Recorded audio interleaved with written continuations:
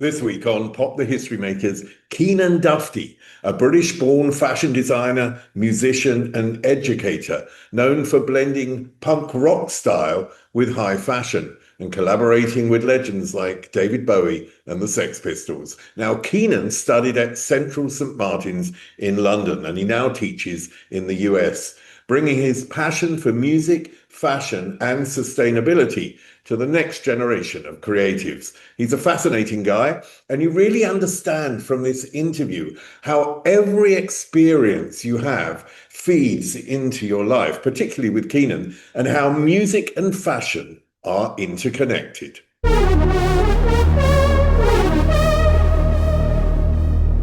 Keanan Duffty, welcome.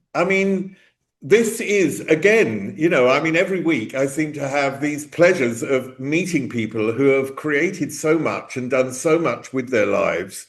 And in particularly you, your life has been incredibly full. And I really want to start with your childhood, because I think most things are really seeded in the childhood for later on.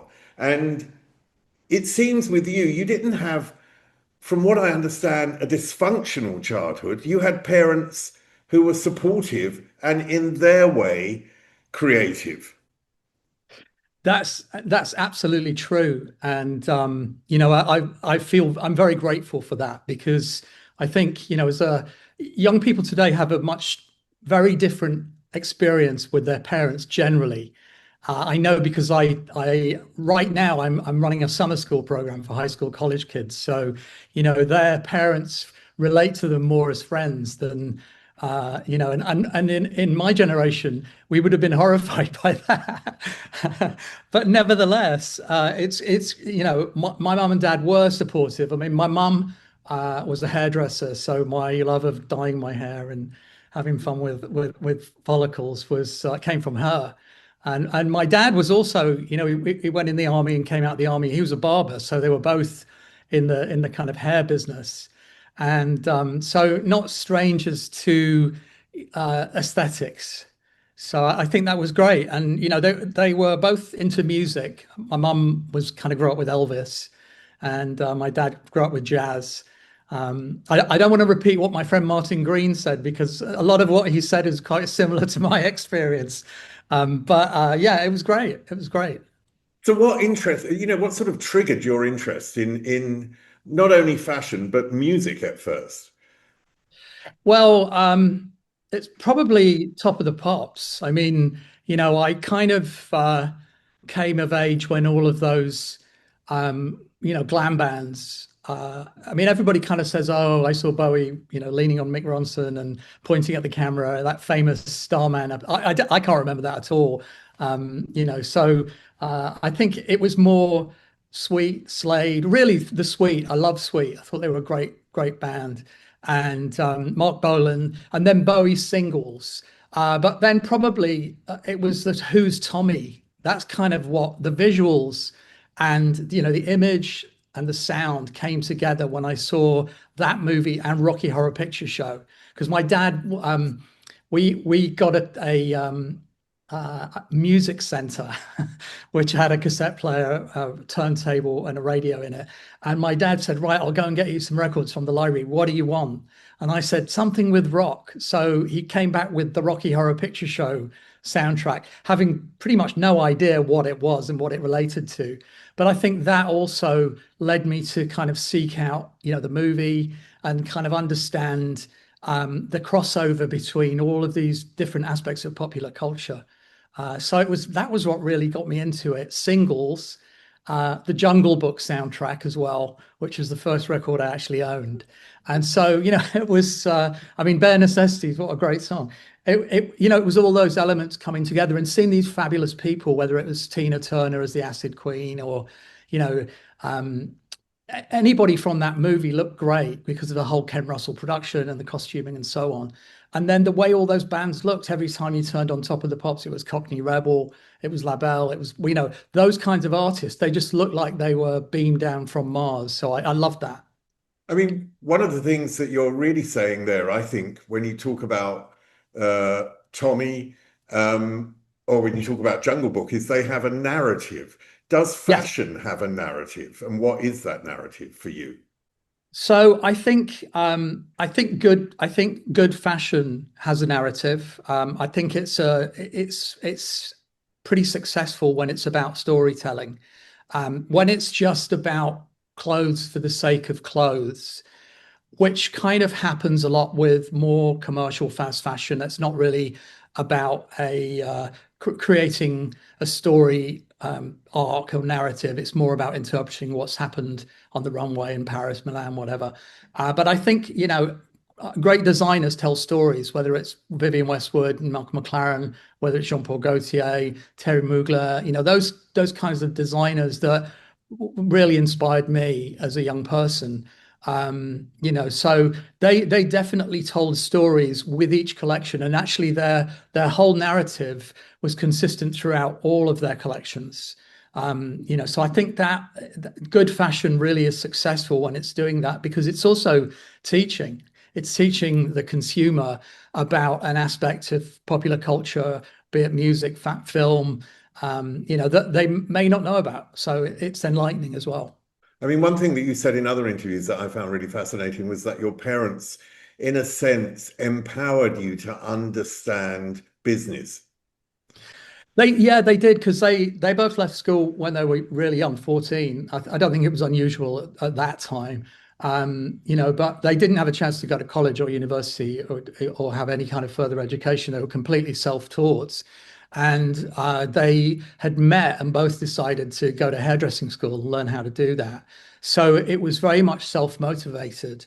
And, I think it was also a motivation of coming. I grew up in the north of England in a town called Doncaster, which is remains a very small market town. And the employment was basically you went down the coal mine. My dad did that when he was 14, and did it for 4 years and realized he didn't want that life. And my mum worked in the explosives factory that made explosives for the coal mines. So she saw her friends lose their fingers, and she realized she didn't want to do that. And I don't know what got them into hairdressing, but they decided to go to hairdressing school in Leeds, and then came back to Doncaster and set up a small business. Literally built the building that they were in. So there was a hairdressing salon on one side and a barber shop on the other. And I kind of grew up there. They were my sort of formative years. It's school holidays, and obviously on the weekends. And that wasn't even in the town of Doncaster. It was in a small village that was a satellite of. So, I saw them build something and constantly build things, constantly build other small businesses. And I really appreciated that, that approach. I thought it was great. And, I kind of have always been someone who probably is better working for myself than working for other people. So I think it really rubbed off. Yeah, you said that quote in another interview about you're not the sort of person that can work for people, or you've been told that. What does I that? was told that by one of my best friends in college. He was I was kind of miffed at the time, but he was absolutely spot on. I mean, he's actually saying that you're too expensive to be controlled. All really stubborn. I'm a very typical Taurian, so we're loyal, we're supposedly sensual, but we're also really stubborn too. So, that doesn't necessarily bode well if somebody's trying to give you a direction in the workplace. I mean, one of the eras that we lived through, which was you mentioned the glam era, obviously, but Yeah. then a few years later was punk. And Yes. punk had this ethos. And I know that Martin Green did talk about this to a certain extent. But from your perspective in Doncaster, in a Yeah. town outside London, where Britain was or I don't know if it still is really because I don't live there, but I mean it was very sort of centralized in terms of what happened. A lot was in London. So living Yeah. in Doncaster, how did punk rock reach you, and did that make you an outsider in this town? Yes, so the epiphanal moment was getting up. Obviously, we didn't see the Bill Grundy show in Yorkshire because it was regional. It was a London show, but the next day, the newspapers in the local newsagent when we were waiting to go to school, on the cover of every newspaper was the Sex Pistols. And it was just truly shocking. And it kind of kicks open a door, I think, for many of the kids that saw it. And I just immediately thought, this is giving me permission to have a go at doing what I want to do. And with a lot of passion and maybe not the technical skill, that can be learned and can come later, maybe. But it was just giving the permission, to kind of cut your own hair and make your own clothes and spray paint your own t-shirts and all of that. And it really was, I think, probably my motivation, my entrepreneurial motivation, actually. That kind of was the green light. But in my school, it was so I went to, first of all, I went to a boarding school for 6 years, which was the most traumatic experience of my life, from 9 years old until 15, and begged my mum and dad to let me, go to my local comprehensive. Eventually, they succumbed and let me do that. So in my comprehensive school, Yorkshire was very much divided between the kind of northern soul scene and then the rock music scene, let's say. So in school, that was the playground divide. There were all the soul kids on one side, and then all the kind of punk kids on the other side, which obviously then morphed into, the ska movement and the mod scene and all of that. But that playground division became quite evident. And when I went to my local school, when I transferred with like a spiky, I was the only kid, I think, with a spiky haircut.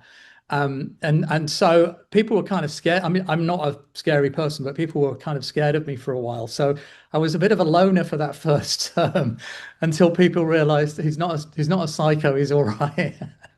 But yeah, that was really the moment, was seeing all those newspapers and being like, yeah, this is truly happening in my timeline. Whereas everything that happened before, Glam, even the Tommy movie, they were of another era, really. They were, kids probably 4 or 5 years older than me, who'd kind of grown up maybe with The Who and even with Bowie and Roxy Music and all of those other bands from that era.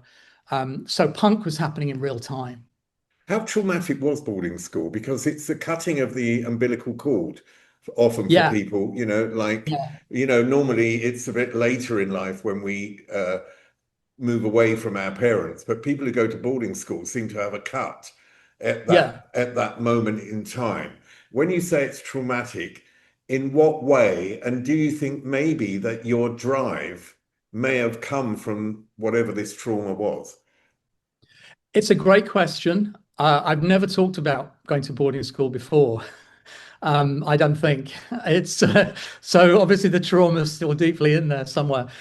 Yes, I think you're right. I think it probably did become a motivational factor.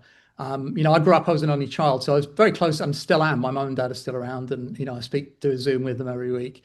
So yeah, it was a kind of cutting of the cord, and it was that sort of movement, being away from home, probably gave me a resilience that I've used throughout the rest of my life. At the time, I didn't like it at all. I felt very isolated, and although I had a lot of friends in school, but it just felt very jarring. It wasn't kind of what I was expecting, and part of that, I think, if I really analyze it, it's probably a control thing. I think, if you're naturally a stubborn person, probably having control over things is part of that. So, being away from the home life and being in a situation where you have to follow very strict rules and regulations. Yeah, that was probably the part of the seed of the trauma. It's probably served me well in the long term. But at the time it was kind of strange. Now, when you were young, you studied piano, and then your mother Yeah, bought you a guitar, and yeah, then you started like a school band in your yes, garage, I think. yes, that's So, true. Yeah. what were you writing about? Were you writing the songs, or were you just covering them? Maybe I should ask that first. That's a good question. So we covered "I Want to Be Your Dog" by the Stooges. That was the one cover that we did. It's basically three downward progression, it's easy. And then the other songs that we did, we wrote because we couldn't cover anything else, either as well or really badly enough for it to be worthwhile. If we could have done the bare necessities, I probably would have done that as a joke, you know. But the rest of the songs we wrote, I think I don't really remember that well, but I think I probably wrote a good portion of them. They were very much so. The band was called Sordid Details, which is about the most cliched punk name you could come up with. And the lyrics were all, you know, concerning everything that we had not yet experienced, like being on the dole, because we were, you know, 14, 15, 16 years old at the time. So we weren't writing about what we knew. We were writing about what we were hearing from other bands. And we did it for a couple of years. We played a bunch of gigs, and you know, we kind of had a bit of a following, which was nice. And that was, again, it was a moment where getting up on stage and doing something and having your peers either appreciate it or jeer at you and throw things at you was equally thrilling. You know, so that was kind of a first step, I guess. So attention, and I think it's for everyone, attention played a role in why you liked that. Absolutely, yeah. I mean, I think, you know, as a kid, I remained shy. Underneath everything, I remained shy. But I think as a kid, I was very shy. So actually, having the kind of attention of being in a performance was great. You know, I remember I was in a school play once, and I was Brutus in Julius Caesar, and my moment came to sort of enter stage left, and of course I tripped over a load of wires and fell on the floor, and everybody thought that was like the punk thing to do, you know. So they thought it was great. I was mortified at the time, but they thought it was really good. So It's funny you should say that because, you know, later in life, I did this thing where we showed films by Anthony Bouchy and I read William Burroughs, excerpts of William Burroughs' books. yeah, And half the audience loved it and half the audience hated it, with one person in the particular saying, shut up, you know, and actually the anti crowd gave me much more power than sure, the pro crowd. yeah. And wouldn't you rather have people love it or hate it than be kind of like, you know, in the middle? You know, the negative reaction is often, as you say, it's quite inspiring. So why did you decide to choose St. Martin's and go down to London? Well, how did that come into being? Every time, so my dad used to get the Sunday Times, and every time there was sort of some event in London that was happening, I would open it up and I would see pictures of all these fabulous looking people, and you know, it said goes to St. Martin's, goes to St. And I thought that's where I want to be. They're all having a great time. I want to be there. So that was really, you know, that was the inspiration. And you know, I did want to get to London. London at that time. This is before everything really kicked off in Sheffield and in Manchester and Liverpool and other cities. I mean, there was obviously the punk scene, you know, Eric's and stuff in Liverpool, and a scene in Manchester and kind of burgeoning around Factory and all of that. But yeah, the idea was to sort of get to London, and that was the way to do it, to get a grant and to be amongst sort of like-minded folks. That was kind of my idea. Um, you know, I mean, I did grow up with a lot of good friends and still have a lot of good friends in Doncaster. And so it wasn't that there wasn't an affinity with others and friendships with other people that were creative and that sort of spurred you on. But I just sort of felt, you know, London seems to be where it's happening. And I want to be part of that. I mean, I remember going up to London. I left university in 80, but then I sort of went backwards and forwards. And then eventually I moved to London in 82. And in 82, I think was Char Charles. It was sort of after Yeah. Blitz. I went to I Churchill's, yeah. used to love Char Charles. It was like walking into a video. Yeah. You know, how Always. would you describe it? What was it? Because it was everyone looked different. Everyone was sort of vying for attention. The Yeah. music was so eclectic. It was an amazing club. Yeah, I mean, so I moved to London in 82, and by that point, obviously, you know, Billy's had happened, 79, whatever, the Blitz had happened, and then a whole host of all those other little clubs, the Kilts, Samoritz, and all that stuff that you read about in, you know, the back of ID magazine or whatever. And whilst I was still in London, I actually had a kind of new romantic band in London, and we played around the north a lot. And we did some gigs in Leeds with. We didn't play with Mark Orman and Soft Cell, but we were kind of part of that whole little scene. And then we got into ID magazine as well, the fourth issue of ID. So that was kind of a yes, you can probably do this moment. So by the time I actually got to London, the club scene had really exploded. And going to, as you mentioned, cha-chas was just such an amazing, almost like Fellini-esque experience as well. I didn't know Fellini at the time, but like looking back on it, it was kind of, Fellini-esque experience because there are all these amazing characters, the Scarlet with the cross shaved into her hair, and just like what I dreamed of being part of in London. And so there was that. And then a little bit later, the Camden Palace opened. And so by the time I'd become friendly with a woman who was managing PX, which was a kind of the sort of foremost new romantic store. And I knew that Julia had worked there and Steve Strange had worked there. And so I kind of went along, I think probably on my first or second day in St. Martin's with the designer John Fleck, because we were friendly, went in the first couple of years at St. Martin's. And went along to PX, and I met Rose at that time, and we've remained friends ever since. And she was doing the door of the Camden Palace, so that was great because I kind of had free entry every Tuesday night. So there were the sort of smaller, more leading edge clubs, like Cha-Cha's, and then there were the kind of bigger. The way Steve and Rusty had scaled what they were doing in the Blitz to become this sort of steroid version of that. And by that time, there were all those people that had been in the Blitz. Most of them were pop stars or filmmakers or graphic designers or whatever. So there were all those people that I'd read about in the Sunday Times, and suddenly they were all there. So there was sort of the two sides to it, really. And the celebrity side, the sort of famous person side of it, had come into it at that point too. So it was a really fascinating time, very, very inspiring. I mean, musically, you also got signed by Adam Ant's manager, didn't you? Yeah, yeah, I did, and thanks to Natalie Gibson, who was my teacher at St. Martin's. So yeah, I started the way St. Martin's works, or the way art schools worked, certainly at that time, was in the first year you kind of did a bit of everything, and I did a 4-year course. So I figured I'd managed to get out of Doncaster a year earlier than planned because I didn't do a foundation course. I just applied to St. Martin's and got in, and then. So in the first year, I kind of saw all this textile design going on, and I was having a dabble at it myself.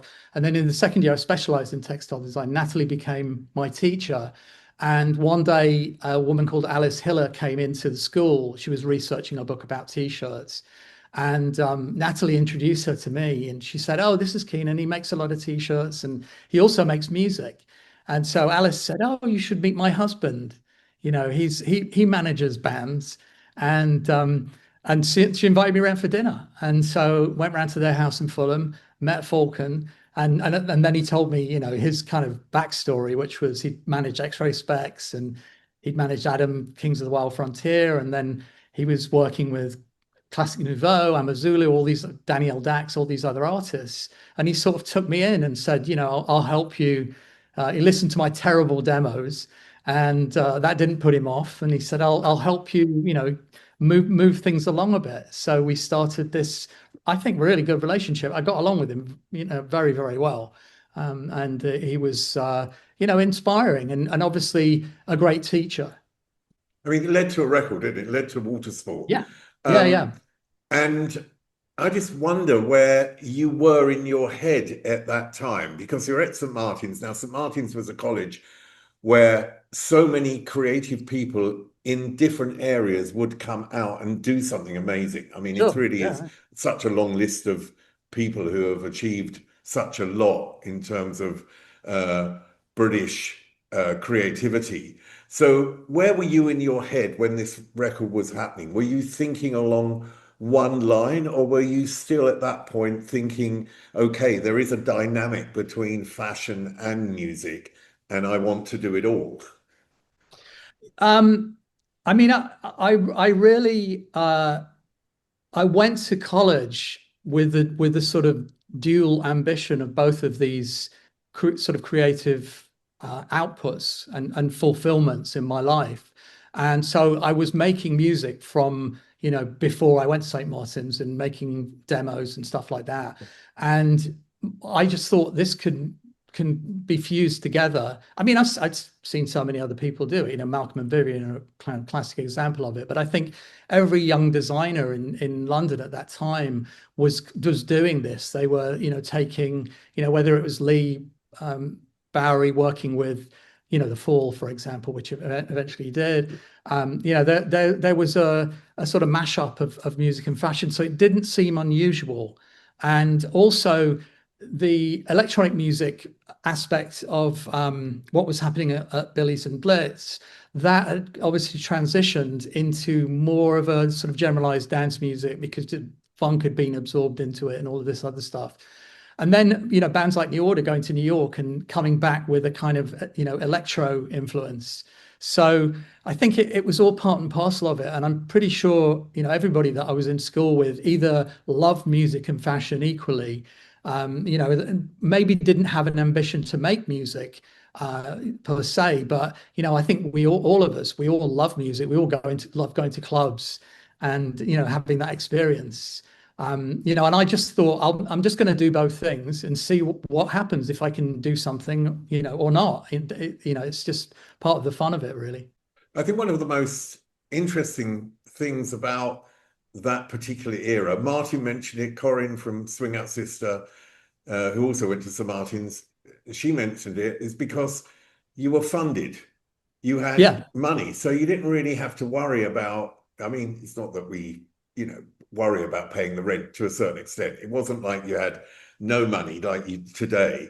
And it made a huge difference. How, having that experience back then, how do you view it for people today? Well, again, I don't want to repeat what Martin said, but he's quite right that today there's a sort of return on investment aspect of higher education, whatever subject you're teaching. I think that, parents are kind of thinking, okay, I'm going to invest in my son or daughter to go to college and to learn this sort of subject matter that they're interested in. But then what are they going to do after college? How are they going to, find their way in the world, get a job or start a business and so on. And I think it's front loaded with a lot of expectation. My mum and dad never asked me, about career trajectory post college. I think there was probably a bit of a disconnect. They came to St. Martin's and went around the building where we were in Charing Cross Road at the time. So I don't think there was an expectation from parents at that time so much. And that's really contrasting with today. So it sort of I think it took the pressure off us to a degree. And also, thinking back to that time, that was the sort of middle of the Margaret Thatcher years where, there was sort of a huge unemployment in the north of England. The coal mines were all being nationalized and kind of closed down essentially. So, in the Doncaster area, there was a lot of unemployment. So, the idea of having an avenue that seemed like it had a beacon of hope at the end of it. I think that was probably for folks like my mum and dad. They thought, oh, well, he's interested in this. He likes music. He likes fashion. Let's just let him go with it. And all credit to them for doing that, for not weighing me down with expectations. I mean, they probably had private conversations, thinking, what's he going to do when he leaves college? How's he going to support They were probably himself? keeping a chair free at the hairdresser in case you ever Yeah, wanted to. maybe. Well, that would have been an option if I hadn't got into St. Martin's. I probably would have, gone to hairdressing school. One thing about the 80s for me was, yes, it was brilliant musically, but politically difficult. Yeah. Lots of homophobia, racism, Oh, yeah. misogyny, sexism, you name it, Yeah. it had it all. But it sort of created this group of hedonists who were sort of Yes. competing in a way, I mean, I presume there was real competition as well as sort of friendly competition, but they were sort of competing for attention in Yeah, that era, which actually sort of fed the creativity. yeah, yeah. I think, a lot of young people that went to art school in the early to probably like 87. I'm using 87 as a sort of demarcation point because of Acid House and all of that. But I think that we were all very influenced by Andy Warhol and the Factory. If you didn't know about it before you went into college, you sort of learned about that movement. And so I think everybody kind of wanted their 15 minutes. And there was, we were elbowing for that. It was kind of like, okay, get that. It's me. Which is probably personified today with social media, that everybody can sort of have their 15 seconds on TikTok, So I think there was part of that, but also it was a meaningful expression because most people were actually making something. Even the most performative individuals like Lee Bowery, Lee was actually making performance art, whether he would have termed it like that or not. And others, they were making clothes. Everybody that was in the Outlaws exhibition, they were either making either one-offs or they were sort of scaling what they were doing. But there was an output to it. It wasn't just purely attention seeking, and that was it. No, these people had innate strength. I remember going Yeah. out one night with Lee Bowery for a radio feature. I was trying to do stuff for radio. And, we were stoned outside his house. And it's not stoned in a good way. People threw stones at us. And he hurled so much abuse at him. But yet he always had a retort, and he had so much power as a human being to deal with that and still create. But I felt that whole area, that whole community, all needed to have some sort of innate strength. Did you recognize your own innate strength at that period? Yeah, I think so. I think that being a sort of relatively shy kid and then kind of coming into my own a little bit. I mean, I think I was very lucky as a young teenager.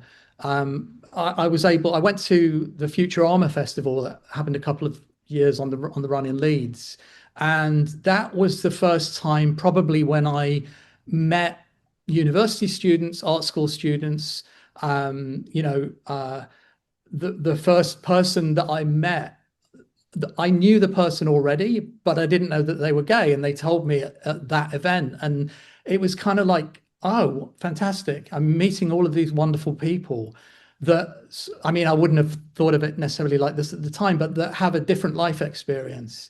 And that's really a rich opportunity that a lot of people don't get, especially in small towns. At that time, people didn't really travel that much. Maybe they get on a plane and go to Benidorm for a holiday in the summer, but that was about it. So they weren't meeting people from more diverse ethnic groups, certainly LGBTQ people. They weren't connecting.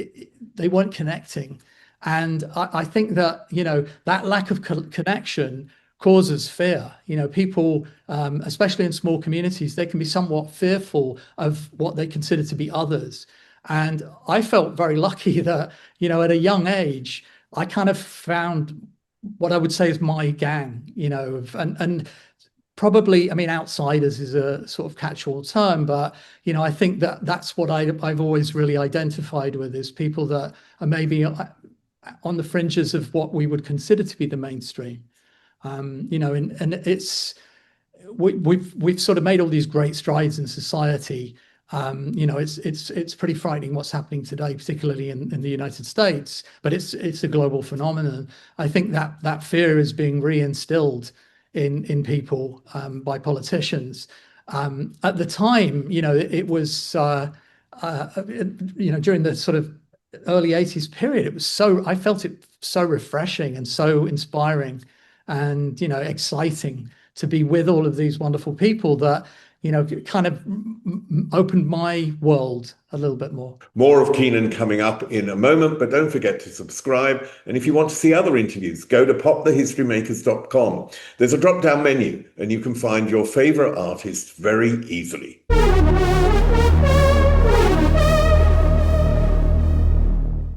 So what had happened to you by 1993, just before you went to America, to decide that, in a sense, you've had enough of London? Had London changed or had you changed by then? Well, so I graduated. I graduated in '86, and I was making clothes from the beginning of being in St. Martin's. I was really lucky to have a permanent desk, but kids don't have that today. Had a permanent desk by the window facing out onto Greek Street. So I would always make stuff, and I would hang it, on the wall, or that we had a little mannequin, and people would come past and sort of be kind of looking in the window and, oh, what's that? And I was able to sell stuff, so I actually understood that creativity has a tangible value, and as a creative person, you have a value in the world, and you should own that. And I really try to emphasize that with young people today, that is such an amazing asset to have that creative output. So I was kind of doing that, and that made me understand that I could actually support myself. In the fashion industry, certainly music was always, I felt, a little bit harder. It was kind of having made the water sport record. I did a Janice Long session. We did gigs and did the ID fifth anniversary event and all of that. But still, I could see that music was probably a challenging thing, and I could always love it and do it as a passion. But I thought fashion was more of a potential career. So I graduated, went on the enterprise allowance scheme, and tried to keep doing what I was doing without any business experience. So, so after a year of scratching around and selling stuff to a few stores on the King's Road and that, I thought, I better get a job. That's like the way I'm going to learn the ropes, really. And I was lucky to get a job with a design consultancy in London that had offices in New York and Tokyo. And we would go to both, cities and work with big retailers and kind of give them the information about what was happening in London, Paris, New York, and give them design ideas and so on. Obviously, today you just go on the internet, but in those days we were, physically going to Tokyo and physically coming to New York. And so I did that for a number of years. Then I went to work for Jeff Banks for a few years, and he had a design studio in the middle of Soho, which was fantastic. And I just thought, I'm at a moment in my life where I should try living abroad. I haven't lived in another place. And New York, I speak English. I don't speak Japanese anywhere near well enough to get by in Tokyo. So New York was the option. And I thought it would just be a couple of years. I came here in '93.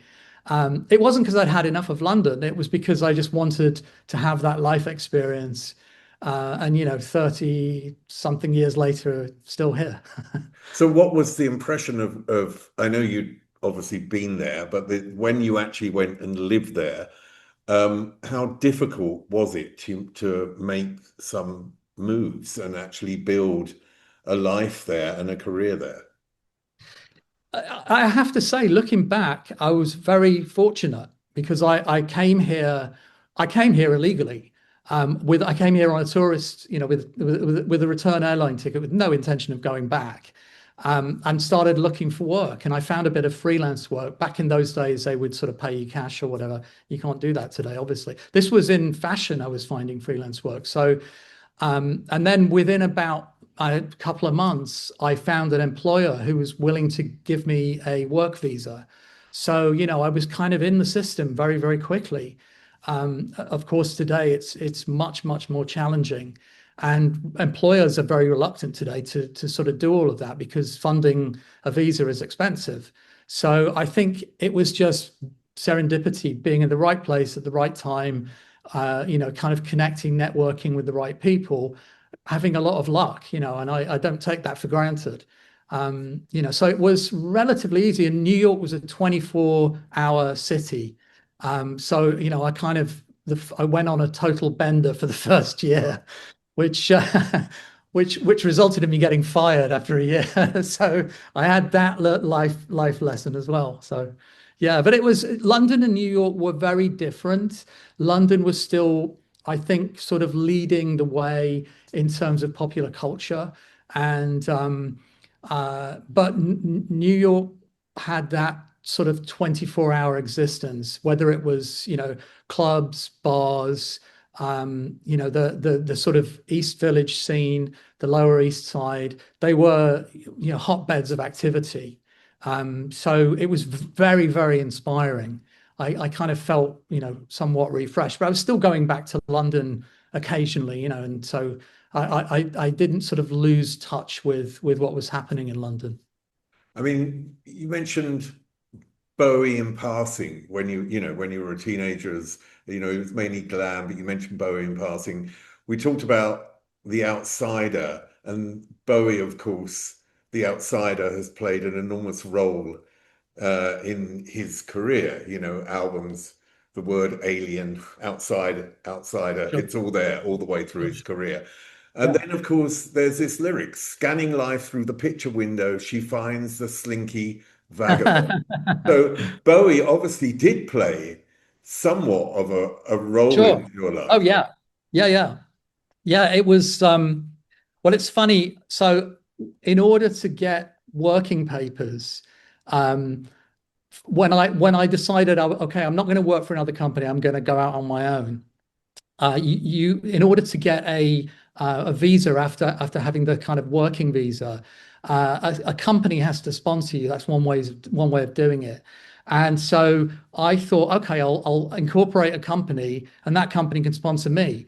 But the company can't have my name; it has to have another name. Otherwise, it'll be a bit obvious, what you're doing. It was sort of a loophole, an immigration loophole at the time. And so I just took the word Slinky Vagabond from Young Americans, and that became the incorporated name of my company. And then subsequently, that was the first label name that I used when I was launching my fashion brand here in the US. I found out later that somebody in Sweden owned the name Vagabond, so they kind of contested my ownership of it, which led to me having to put the label back into my own name. But yeah, Slinky Vagabond was originally the brand name too, and the way of kind of sneaking in a roundabout way to getting a visa to be here, an O visa basically. I mean, we're back on the intersection between music and fashion, aren't we? Because it's the brand name, but it's also Yeah, the name yeah, it's of the band. And yeah. the band, well, maybe tell me about the formation of the band and who has been in it. Well, it's a weird thing. So the Slinky Vagabond as a music project started in the 90s. I made some recordings in the 90s. I made a music video that stars Amanda Lepore, because at the time Amanda, she was definitely a major face on the New York nightlife scene, but she was working in Pat Field's store, so she was pretty easy to find. So, I kind of tracked her down and I said, "Do you want to be in a music video?" And she was like, "Oh, yeah, that sounds great." Like it was fantastic. So that was the kind of first part of the Slinky Vagabond music thing, and it was more electronic based in the 90s and into the early 2000s. And then in the mid 2000s, I put up some tracks on MySpace that were kind of more rock and roll, a bit Bowie-ish. And I got a message from a guy through MySpace who said he was Earl Slick. And I was like, oh, yeah, right. And he said, oh, yeah, if you ever want to record your stuff, maybe we should do some recording. So, and then this person said, I'm going to be in the city next week because I'm going to see a friend of mine's band play. Do you want to meet up for, a cup of tea, something to eat? And I said, yeah, sure. So a week later, I go to the restaurant that we planned on, and Slicky actually walked in, and I was kind of gobsmacked. So I thought, oh, it really is him. So that was the sort of next inception of it. And we decided to do some recording. We needed a bass player and a drummer. I knew Matlock from I'd done clothes for the Pistols, so I said to Glen, "Would you play bass on this stuff?" And he said, "Yeah." And then I also had met Clem Burke through Blondie, and so I went to Clem and I said, "You wouldn't be interested in playing drums with Slick and Glen on this recording that I'm doing, would you?" And he was like, "Yeah, sure, I'll do it." So Matlock came from London. Clem came from LA. We all met in New York. We went upstate. We did a couple of days recording, and then we got a chance to play our debut show at the Jerry Ramone birthday bash, supporting the New York Dolls. So that was kind of like, okay, pinch me. Well, it's interesting because not just, because this is, there's such a big, inaugural gig in a way, but also the connections between your past, because Sordid Details being a teenage punky band, I presume, and inspired probably by the Pistols. Sure. Okay. Then you're at St. Martin's where they have people coming in. And I know that McLaren used to go in, didn't he? So, Yeah. and you must have met Mary Harron. McLaren back then. Yeah, well, so we were supposed to at one point. There used to be on Floral Street, there was a spa. I forget what it's called, what it was called. It was like a big kind of health center. And a bunch of us students at St. Martin's, we were supposed to meet Malcolm for a piece in the Sunday Times. And he was going to tell us how to be a success as a fashion designer or as an entrepreneur or as a manipulator, all of those things. Of course, Malcolm didn't show up. Which is very Malcolm. So the piece was never made and never ran. But yeah, Malcolm came in. Mary Harron was one of our instructors as well. She taught a class called complementary studies, and she brought John McVicker into class one time, which was sort of terrible. He'd reinvented himself as not the most dangerous man in Britain, but as an academic. So we were kind of terrified of this guy, but he was a teddy bear. He was really nice. But yeah, those connections definitely happened through St. Martin's too. Yeah, and also, you mentioned that before the formation of Slinky Vagabond, there was also that John Lydon had called your Yeah, studio because of the clothes. So tell me about that, and also tell me about how you went about, or what you wanted to take from the Sex Pistols past to put them into the then present in terms of the clothes you were developing. yeah, that's a great question. I mean, I think, in the early 2000s, so the Lydon thing happened. Somebody that I know had told, who was in John's orbit, had told him about the clothes that I was doing, and they gave him my phone number. This is pre-internet, so we had finished. We used to work out of our apartment initially before we got a studio, and at the end of the day, we had 8 people coming to our apartment every day and sewing and printing and dyeing stuff, and so they're all leaving, and the phone rings, and my wife said, "Oh, it's one of your English mates on the phone. He says he's John Lydon, but it's one of your English mates." And so I got the phone and I said hello, and it was and he said, "This is John," and it's kind of typically Lydon-esque way, the only way, the only person that could really do that properly. And he said to me, "I've heard about your clothes. Tell me about your clothes." And so I said, "Why don't I just send you a box of stuff? It's easier than telling you." And because I knew they were about to go on tour, so I sent him clothes, and he called me up probably about a week later, and he said, "Okay, I got this stuff, looks great. I'm gonna wear this, that, and the other." And then he said, "Steve Jones needs stuff. Give him a call." And I said, "Well, okay, I don't have his number. I've got his number. Here's his number. Give him a call." And I said, "Well, do you want to call him and tell him?" Because some random person calling him up was a bit off the wall. "No, I'm not calling him. You just call him. You can call." And so I called Steve, who was in the middle of either hiking or eating a sandwich or doing both. I can't remember. And Steve said, "Oh, clothes, yeah, great. Do I have to pay for them?" I said, "No." And he was like, "Oh yeah, send them, send them." So I sent a bunch of stuff to Steve. And then eventually it ended up doing the same with Glen. I didn't get to Cookie, so Cookie didn't wear any of my stuff on that tour. But it was really an homage. Everything that I was doing then was very much an homage, or the homage is a polite way of saying a rip-off of what Vivian and Malcolm were doing. So it was kind of like the early 2000s reinterpretation of that. So So we kind of had. you look back, did you, I mean, I presume, obviously, like all of us, you knew uh, what the Sex Pistols had been wearing back then and their Of imagery course. and Oh so yeah, on and yeah, so yeah, forth. of course, yeah. But did you discover new stuff by actually having to create a new collection? Do you know what I mean? Because you're going to be more intensive in your research. Yeah, I mean, what we tried to do was like updated versions of it. So, we had George Bush on one of the, instead of having the Queen, it was like George Bush with the phone number of the White House, and call this number if yeah, give them some stick kind of thing. We did a shepherd's bush shirt for Jonesy as well. So yeah, it was kind of a reinterpretation. I was doing a lot of stuff with old flags at the time, so we did a lot of destroyed American flags. And if you think about it, this was kind of post 9/11, so it was a little bit, a little bit touchy to do things like that. But I think it was very much on point for, what the Pistols were about.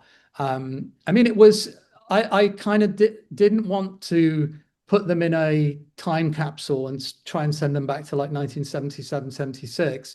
But I kind of had to do that a little bit because that was what was sort of expected, I think. And it brought a cohesiveness to the way they look, which was right for that time. But it was completely referential of what Malcolm and Vivian had done, for sure.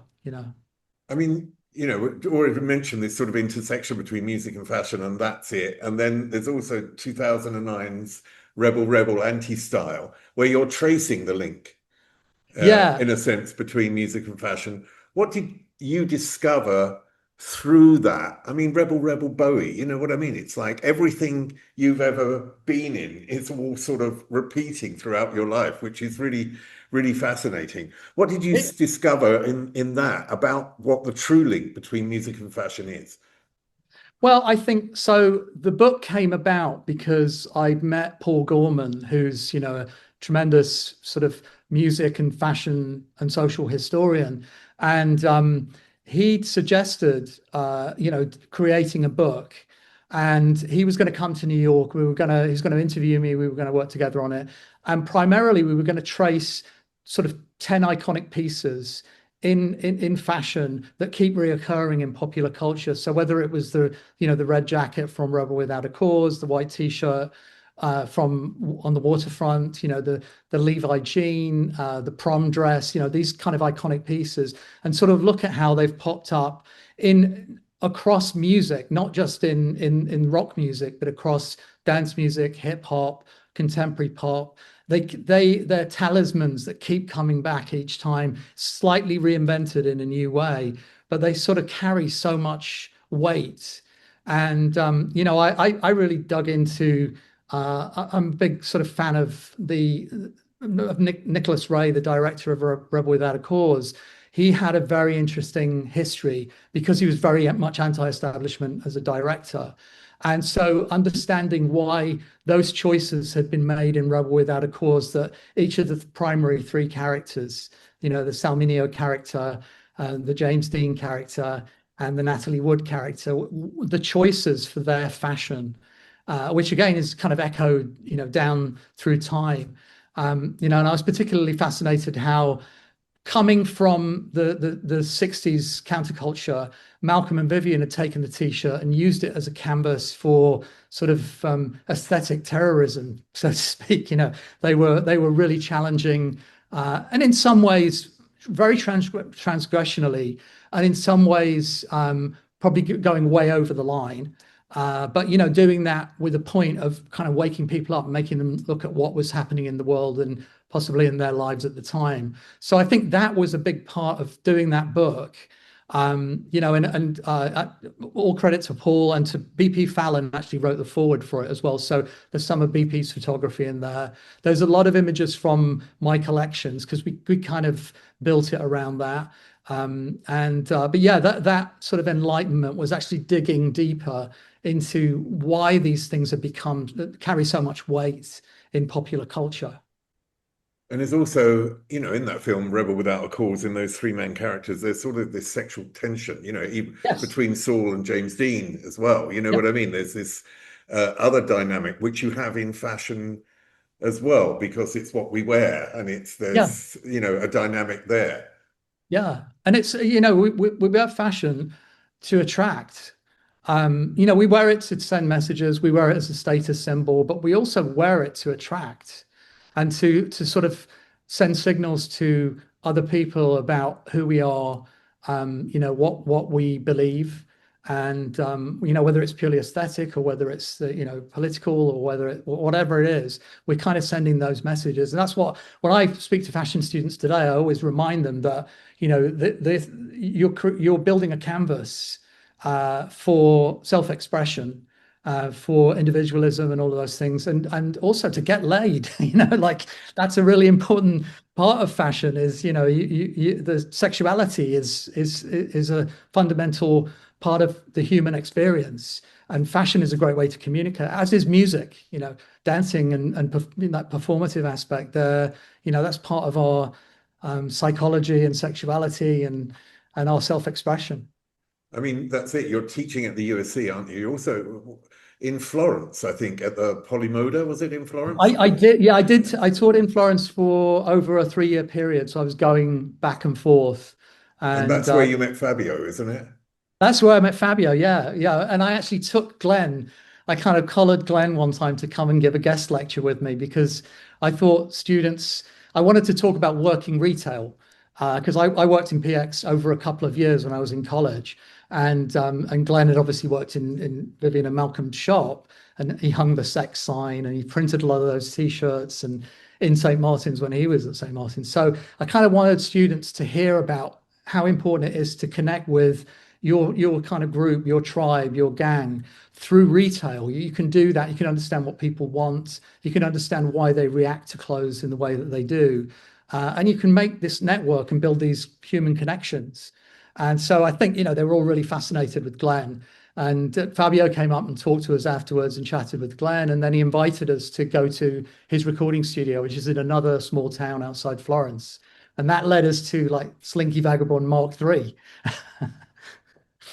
I mean, it's brilliant. I mean, it's such a sort of fabulous story because there you are with Glen, who's, was in Slinky Vagabond, as it were, and then you're sort of meeting the next person.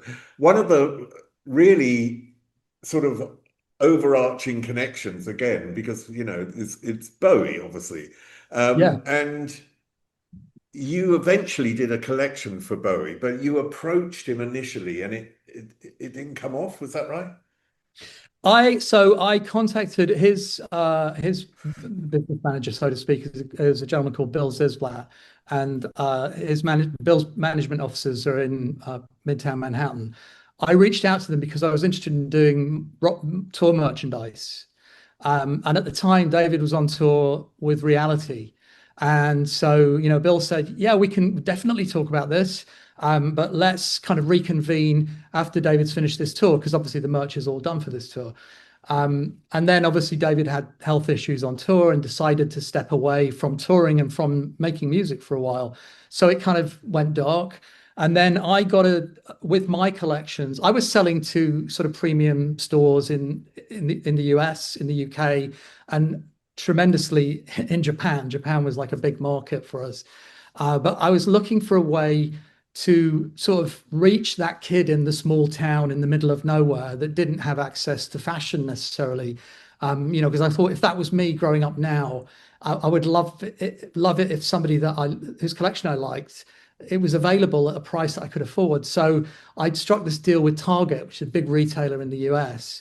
And we were in quite a number of stores, about, I think, 600 stores in the first year. And I was looking for a way to evolve it and take it to the next level. And I thought, okay, who better than a famous name to collaborate with?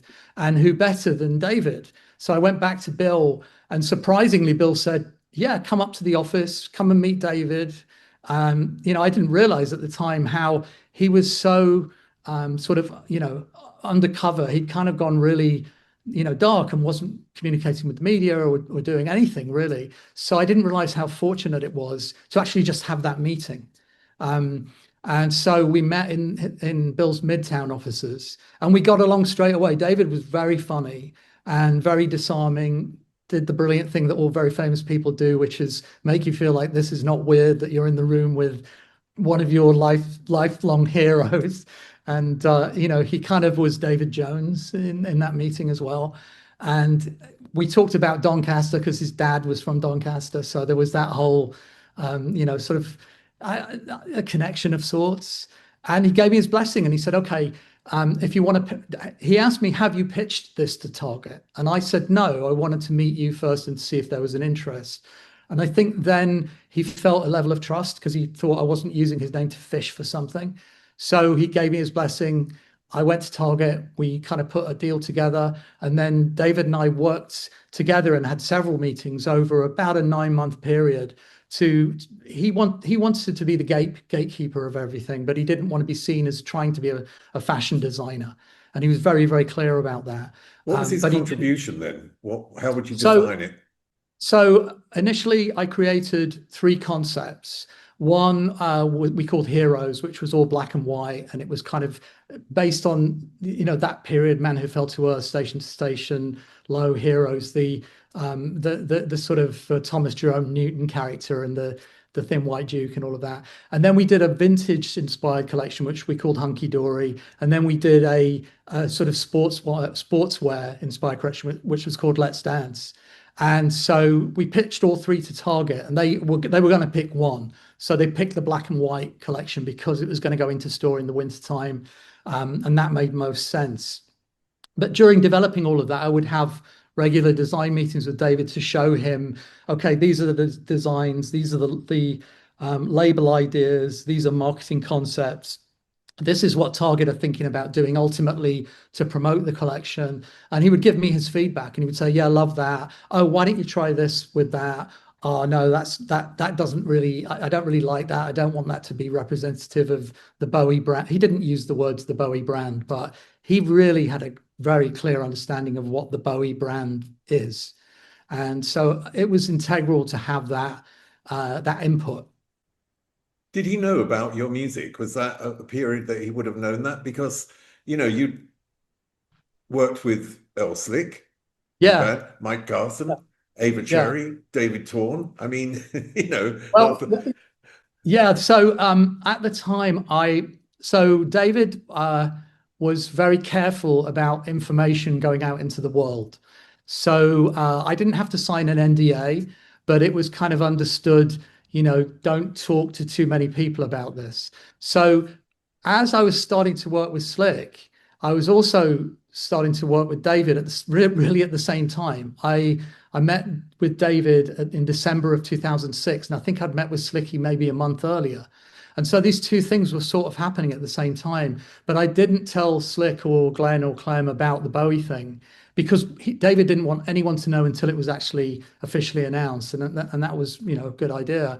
But I did tell Coco Schwab, who's David's sort of right-hand person, that I was working with Slicky because I didn't want them to think I was kind of doing anything weird behind the scenes. So, and Coco said, "Oh yeah, that's fine. You got the blessing. It's not we Slick's free to do whatever he wants." And she said to me, "Are you looking for a record deal?" And I said, "No, we're just like 4 middle-aged blokes that are kind of thrashing around and having a bit of fun, So But had he heard the music? I don't know. I'm not sure. I don't know. I never actually discussed it with him. I didn't give him any music. I kind of thought it would be sort of cheesy. I kind of wanted to keep those 2 things. Probably the only time in my life when I've kept music and fashion really separate was sort of during that collaboration. And I think it was the right thing to do. I didn't sort of I don't know. I didn't want him to feel I was encroaching on anything in any weird way. I mean, 1987 was the year that you left St. Martin's, I think you said. It was also the year that this brilliant Todd Haynes debut came out, Superstar, the Karen Carpenter story, which was Yeah. the story of the Carpenters told through essentially dolls, let's call them Yeah. Barbie dolls, because it sort of Sure. describes them perfectly.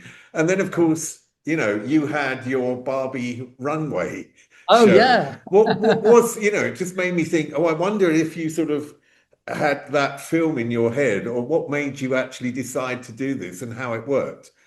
So not at all. Although I love that movie, and I love Todd Haynes. He's such an amazing creative. No, it was purely it was means driven. So before that point, this was like in 2000 and God, I can't remember now. Maybe 2003. I'd had a deal with Reebok where I was creating co-branded sneakers. And part of the arrangement was that Reebok would pay for the production of a New York Fashion Week runway show, fashion show twice a year over the 3-year period. So they were funding my runway shows. And so that was in the same venue where Calvin Klein and Ralph Lauren, all the big names of American fashion were showing. And so as that deal came to an end, so did the funding of the fashion show. So for the next season, I thought we can't do a show because I can't afford to do it, And I was in a vintage store one day, and as I was buying something, and as I looked down, there was a bucket of naked Barbie dolls.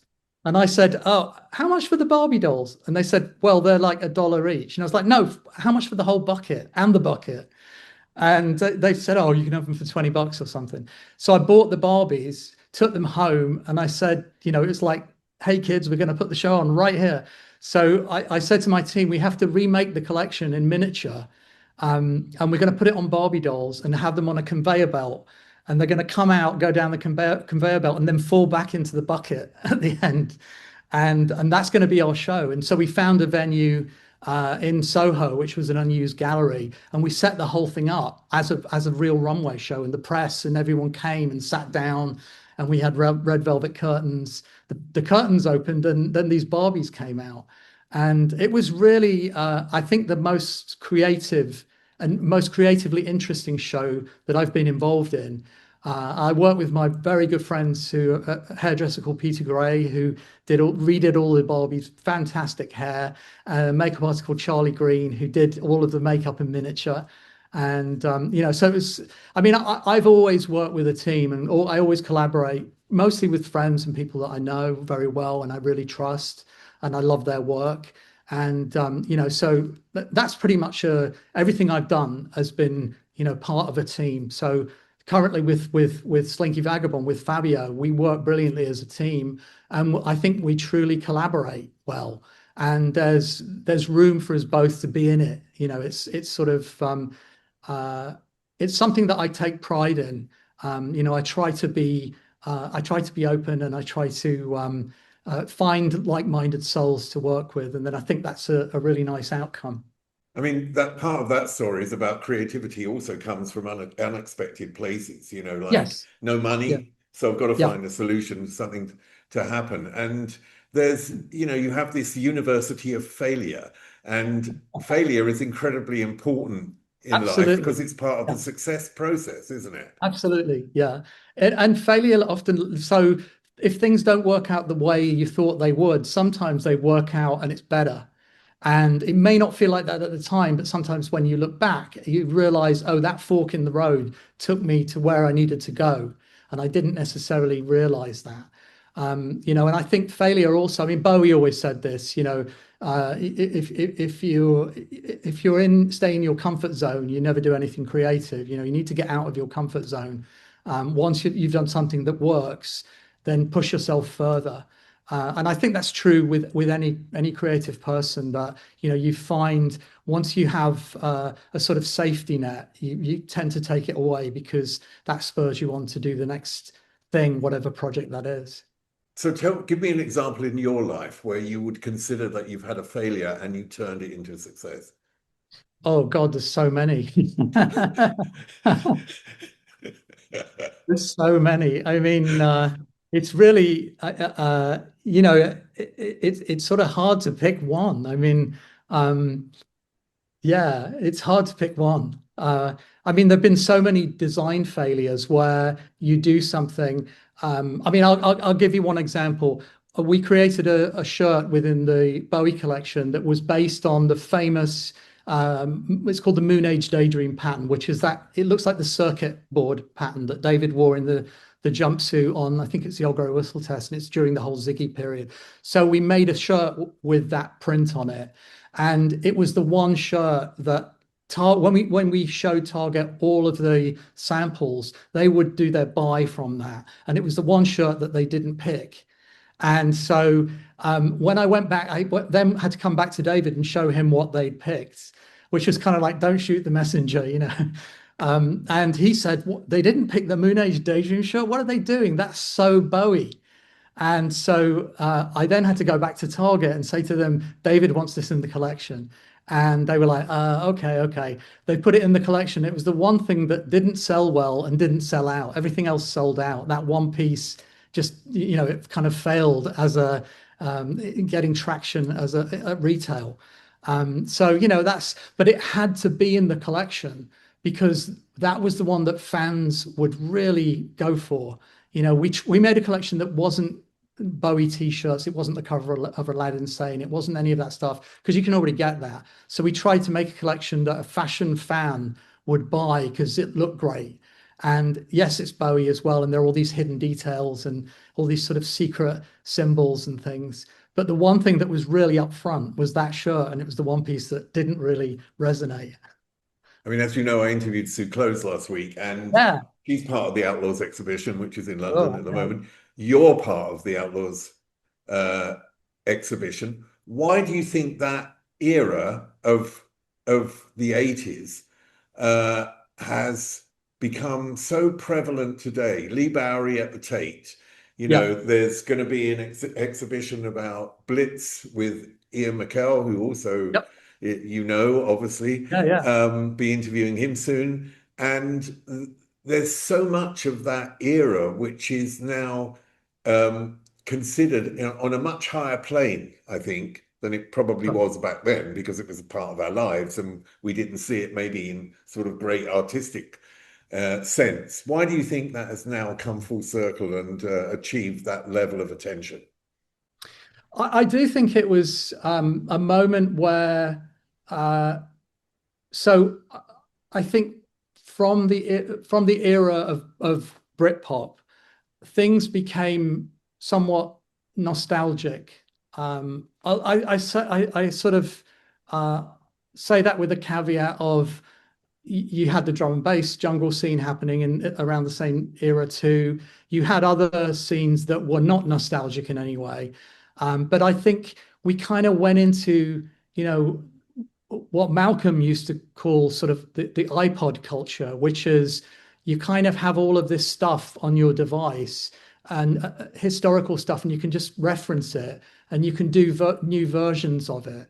And I think that the early 80s, probably from like maybe 79 through to the sort of explosion of acid house, and probably including acid house too, it was an era where people were pushing forward, either successfully or unsuccessfully or whatever, without always referencing the past, even though some people did reference the past. But I think that was the kind of last great moment of that. Now, I say that I could be like the old guy who's just saying, "Oh, I remember when it was great when I was a young lad," But I don't mean it like that. I do mean that the kind of mashup culture that we went into with all of this availability of everything at a touch, it made it very easy. In the early 80s, early to mid 80s, it wasn't easy. It wasn't easy to find these inspirations, and not everybody knew about everything. I remember seeing John Galliano in the library in St. Martin's, endlessly poring over history books, which informed a lot of his design. And he was a great researcher. That was what you had to do: go to a library and spend time doing it. You couldn't just pick up your phone and put in a prompt and then get all of this information at a touch. You had to really dig in. So I think it's become very easy now. That's fine. It's the culture that we're in. But I think also time and perspective, it's 40 years plus away from that period, that gives a perspective to look at it with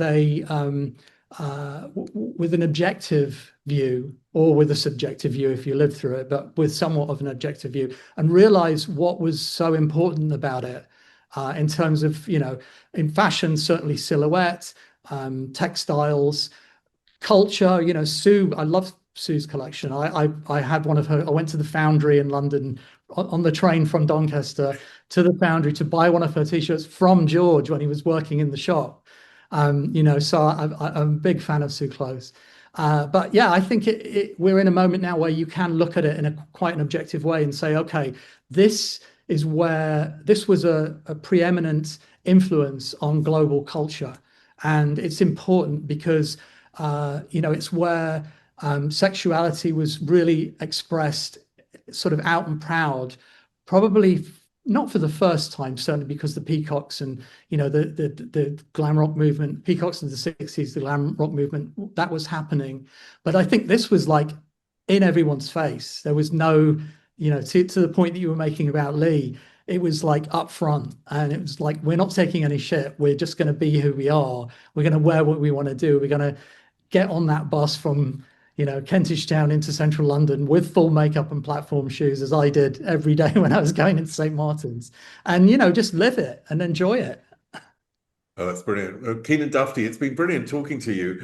And I want to thank you as well, because there's an immense contribution that you're continuing to make to popular culture, musically on one side, and of course fashion, which you're known for, and that contribution that you're passing on, of course, which I think is very important.